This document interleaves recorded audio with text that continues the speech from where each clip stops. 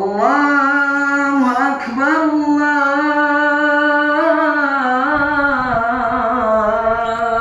الله أكبر لا إله إلا الله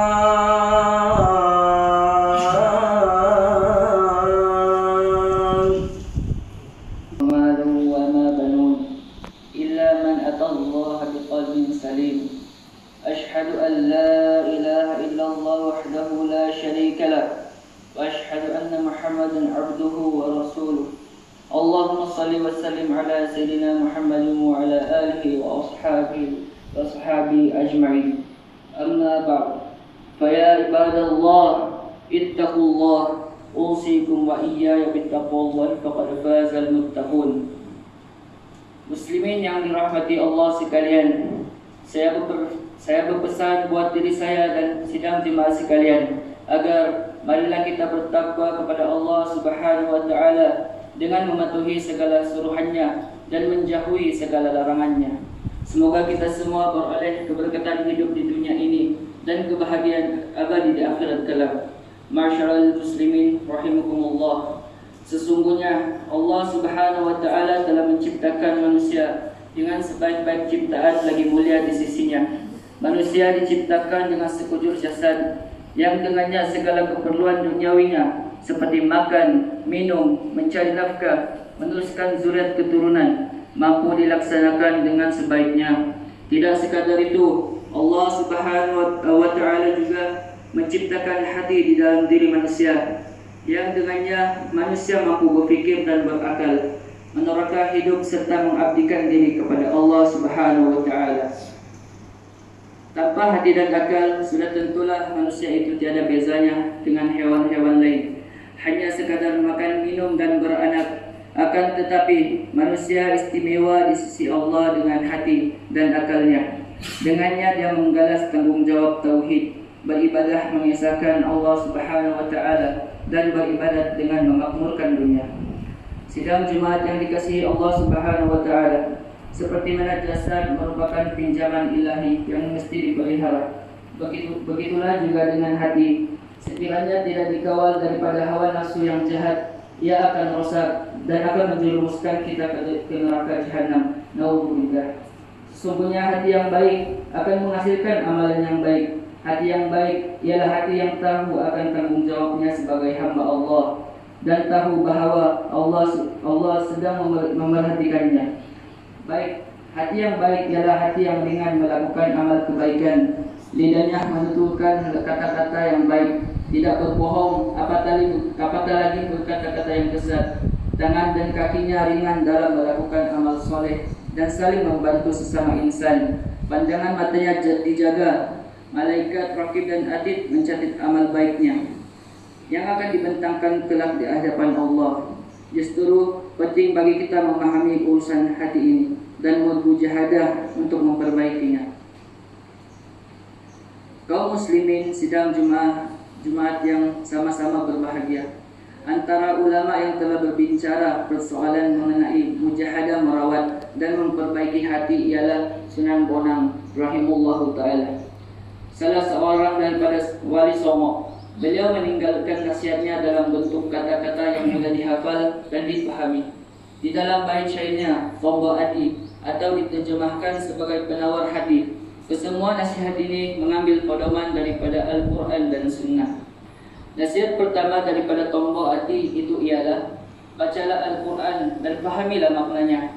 Membaca Al-Quran menghidupkan hati sekiranya dihayati dalam kehidupan seharian. Allah Subhanahu wa taala berfirman menegur mereka yang tidak menghayati Al-Quran. A'udzu billahi minasyaitonir rajim. Afala yatadabbaruna al-Quran an 'ala qulubin aqfaluha.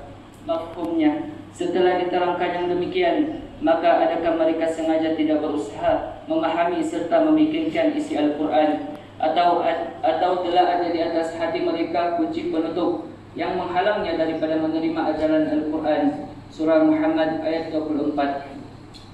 Daripada ayat ini, Allah Subhanahu wa taala bukan setakat menegur mereka yang tidak menghayati Al-Quran, akan tetapi sekaligus mengajarkan kita cara untuk membuka penutup hati dan merawat hati yang rosak. Ma'asyiral muslimin rahimakumullah. Nasihat kedua daripada tombol hati itu ialah laksanakanlah tahajud. Tahajud merupakan antara amalan yang paling disukai Allah Subhanahu wa taala. Ia juga berfaedah untuk mengukuhkan hati, memberikan ketenangan dan kelapangan pikiran. Allah Subhanahu wa taala berfirman dalam surah Al-Isra ayat 79. Mafhumnya, dan bangunlah pada sebagian dari waktu malam serta kerjakanlah sembahyang tahajud padanya sebagai sembahyang tambahan bagimu. Semoga Tuhanmu membangkit dan menempatkanmu pada hari kiamat di tempat yang terpuji. Nasihat yang ketiga daripada tombol hati itu, banyakkala berzikir di waktu akhir malam, yakni waktu sahur. Allah Subhanahu wa taala amat mencintai amalan berzikir dan akan memurniakan ketenangan jiwa bagi mereka yang berzikir mengingatinya. Allah Subhanahu wa taala juga telah mengajarkan kita akan waktu yang terbaik untuk berzikir, di mana Allah menyifatkan amalan-amalan orang yang beriman menerusi firman-Nya, yang bermaksud mereka sentiasa mengambil sedikit sahaja masa dari waktu malam untuk mereka tidur, dan pada waktu akhir malam sebelum fajar pula mereka selalu beristighfar kepada Allah, memohon ampun. Az-Zariyat ayat 17 hingga 18. Jemaah-jemaah yang dikasihi Allah sekalian, nasihat keempat daripada tombol hati itu ialah banyakkan berpuasa. Sesungguhnya amalan berpuasa memiliki faedah yang hebat dalam memperbaiki rohani dan jasmani seorang muslim. Faedah puasa bagi jasmani muslim ialah ia memberikan peluang untuk badan kita berehat daripada menghadam makanan, dan memberi peluang untuk badan kita memproses dan membuang segala sisa toksik yang bergeledak di dalamnya. Faedah rohani bagi puasa tentunya lagi hebat. Ia merupakan latihan bagi kita untuk mengawal hawa nafsu dengan mematuhi segala pantang larang dan dalam berpuasa. Dengan mematuhi segala pantang larang dalam berpuasa, di samping tidak makan dan minum, kita juga diperintahkan untuk mengawal pandangan dan kata-kata sepanjang tempo berpuasa. Puasa juga merupakan senjata kita melawan syaitan. Rasulullah sallallahu alaihi wasallam bersabda, sesungguhnya syaitan berjalan di dalam badan anak Adam melalui saluran darah. Hadis riwayat Bukhari dan Muslim. Para ulama mentafsirkan hadis ini bahawa berpuasa akan menyempitkan saluran darah buat syaitan dan menghalangnya sampai ke dalam hati muslim, serta serangan dan hasutannya kepada muslim. Sidang hadirin yang dirahmati, nasihat kelima yang terakhir daripada tombol hati itu ialah bergaul dengan orang-orang saleh. Sesungguhnya teman kita adalah cerminan kita dan yang akan memberi pengaruh kepada kita juga. Sekiranya kita ingin menjadi orang saleh atau orang saleh dan baik-baik, maka pilihlah sahabat yang baik-baik juga dan yang menjaga agamanya sesuai dengan nasihat Rasulullah sallallahu alaihi wasallam dan kesayangan para alim ulama.